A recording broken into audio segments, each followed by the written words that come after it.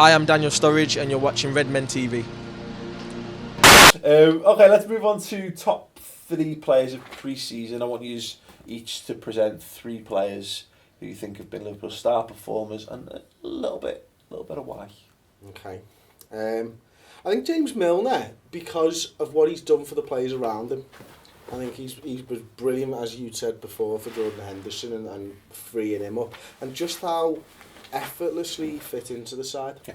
You know, and I think for me, that's what I was looking for from him. I wanted to see a steady head, someone who's not going to panic, and someone who frees up players around him. James Milner did that perfectly, and I want to see more of that for the season. Absolutely. Next. Jordan Ibe, probably just with how exciting he was Yeah. for the early part of the pre-season. I thought every time he picked the ball up, he was looking to beat a man, he was looking to cross the ball in. It's a pity he never got to play with Benteke, because that's what I actually would have wanted to see. But yeah, for me, Jordan Ibe was definitely one of the top 3 players. And finally, I think Jordan Henderson was probably it for me. I thought he was brilliant in the second game, was it against Brisbane Roar when we won 2-1. I thought he was fucking superb against that team. A little shout out though to Lucas, because I think he must have had 110% pass completion throughout the whole of pre-season.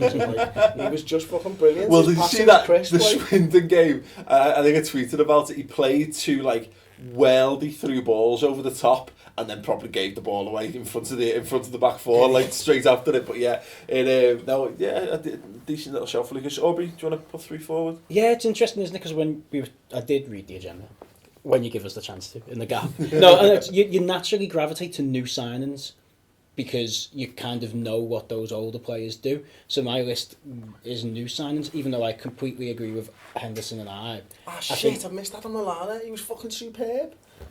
Gomez, because I had no expectations of him, and he's gone from being potentially sent out on loan to Europa League, Capital One Cup squad, to back up to, I reckon he's first choice left back now. And he's done that in 5 pre-season matches in probably most Liverpool fans' heads, which is either the negative. It's worrying. Yeah. Because Alberto's the starter and he's shit. Yeah, but that's not. How's that worrying? I'd say that's the worrying. No, it's worrying because he's fucking completely unproven. He's not done it in the Premier League. Oh, exactly. He's not a left back, and he's better than our left back. That's all.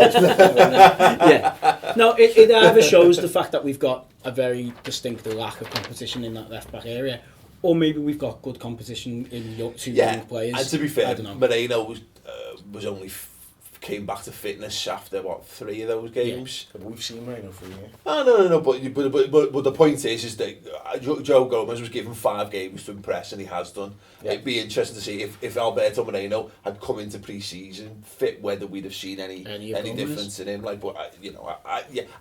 totally take your point. It is. Yeah. Now that you've explained it, it is slightly worrying. But we're not going to focus too much on that. Go on, Aubrey. So Gomez, Klein. Yeah. Klein coming in. Solid. Did he put a foot wrong in pre-season? No, again, without doing the whole caveat of the competition, whatever it is. There's some players who don't play well in pre-season.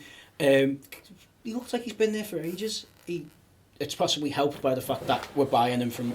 He's got several former teammates in the team, and also it's a similar possession pressing style game. But he looked impressive, and I've got no qualms about his transfer fee, based on when we bought him and now having seen him. Mm-hmm. And I think you'd be stupid to argue that there's any right back starter than him, at the moment, is he?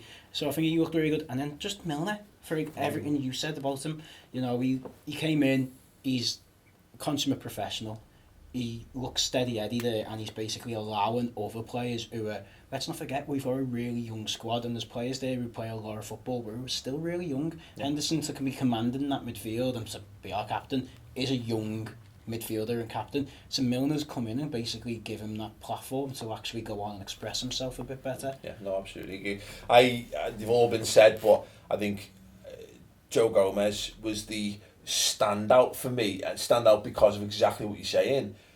He's an 18-year-old kid. We spent $3.5 million, and he was, I think, actually, the fume caused by his signing. We kind of forget it a little bit now because he's been so good, and everyone's been raving about Joey Maldini.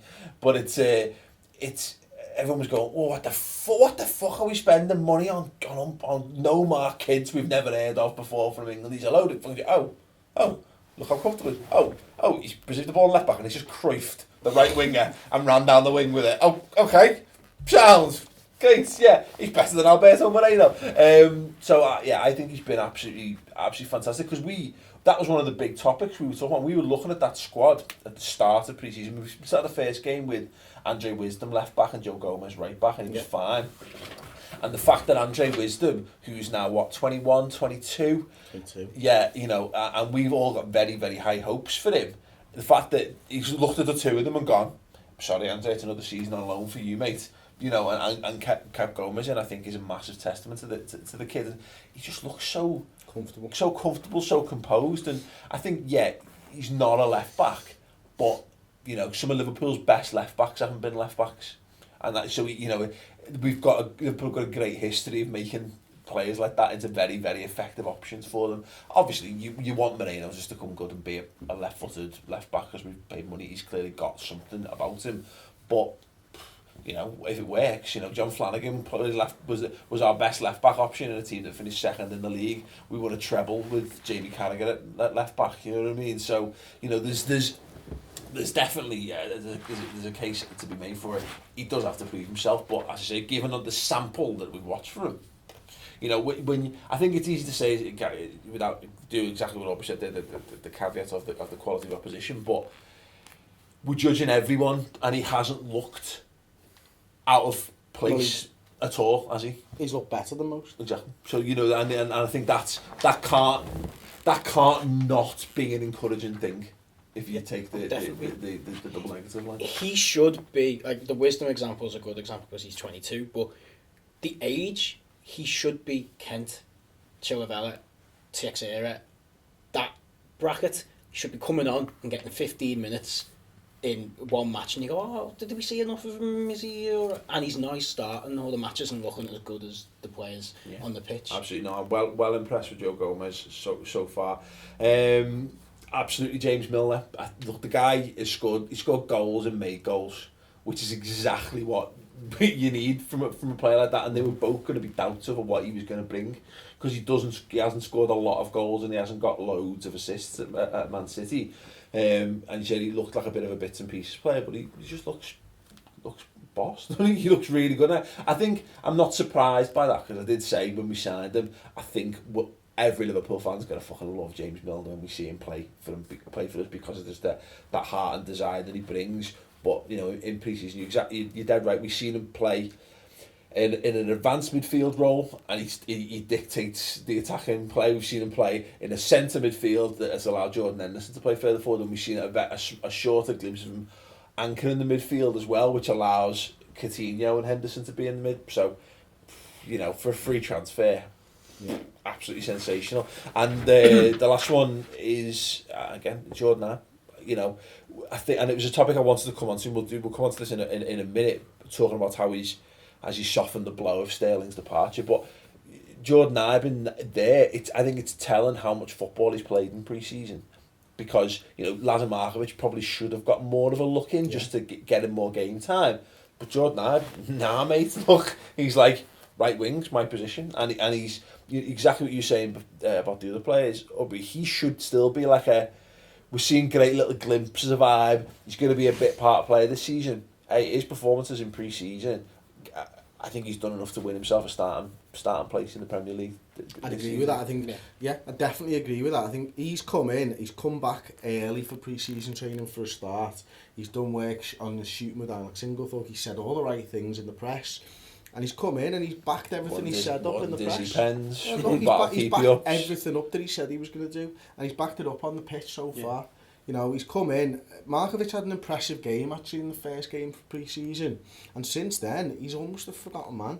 Because Jordan Ibe's your go-to guy. Jordan Ibe looks like every time he gets the ball he's going to take a player on. Markovic gets to the player and loses the ball, and it's a fucking massive difference. And the coaches on the sideline will be looking at it and going, Ibe's the best option there. Yeah, absolutely. Without a shadow of a doubt, that you're right about that, because I think he's got a trick and he's got pace and he's got power, and again he's going to come up against far better defenders in the Premier League, and that's going to be, he's going to need to step up a game. Every defender, doesn't it? That's the thing. But it's just that he looks capable of beating a man whenever he wants to, and that's what like Sterling grew into the season before as well. And I think this is going to be a potentially massive season for Jordan Ibe. So yeah, he's my third. But I think you're right. I think in terms of honourable mentions, I think I've got to go to, you know what, Dejan Lovren. Don't think he's been anywhere near as shit as I think a lot of people thought he was going to be. I know everyone's clamouring for Sacco, but I know there'll be plenty of people going, Lovren was shit. No, he wasn't shit. He's just, you know, but he wasn't.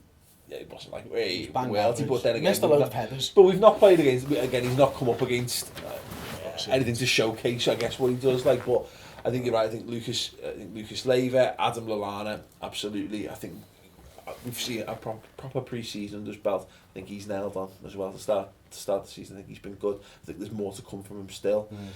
Nathaniel Clan, yeah. I think there's Jordan Henderson. You know, so many positives to come out of this. Right, there you go. Cut off like a severed limb. We're going to be discussing more stuff on the full show, which you can check out on the redmentv.com. We're going to be, as mentioned there, we're going to be discussing who hasn't impressed or needs to do more, whether Liverpool need to have genuine established world-class players to keep up and drive interest overseas in the football club, how your mood has changed throughout pre-season, Ings or Origi, thoughts on LFC TV's coverage, has Jordan Ibe and his amazingness softened the blow of Raheem Sterling's departure, and loads more. We'll annotate to that at the end of this video. Click through, it's completely free for a month, and it's just £2 a month if you're asked. If you're not, don't be, get on with your lives, and that's not even words. But anyway, it's alright. I managed to say last week, it's £2 a month and then completely free thereafter. So you did better than me. So yeah, go check it out. Thanks for watching. Ta-ra. But the difference maker between a team that's going to finish mid-table and a team that finishes top four is having a player who just goes, fuck this, I'm just going to fucking hit it. And as well as a striker, or more importantly, centre forwards, or be just being able to go. Because the difference between average strikers and world-class strikers are the ones who have a shit game. But scored 2 goals. He was dead rusty. He looked miles off the pace in that game. And then the ball drops to him, chests it up, smacks it in the top end, done. Yeah. There you go, game one.